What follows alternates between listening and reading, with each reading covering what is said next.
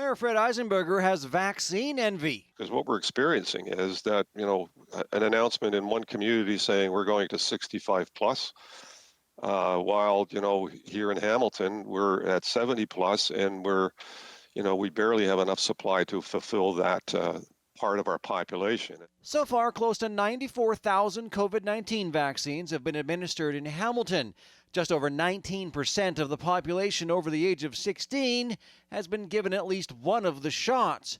But vaccination sites in the city still aren't up to full speed, and that's because Hamilton isn't getting enough doses. Our vaccine supply over the coming weeks is fairly limited. We have about 14,000 doses coming in from Pfizer, which will allow us to continue to keep our large-scale clinics open. But at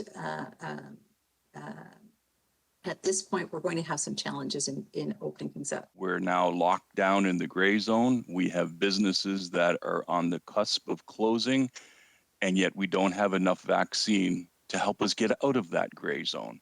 And that's incredibly frustrating. Councillor Brad Clark suggested this morning that places in the gray zone like Hamilton, Peel, and Toronto should be a priority. And I don't know whether or not it's the feds or the province. They seem to point fingers at each other. All I know is that we need more vaccine, faster, and it needs to be distributed across the province more equitably.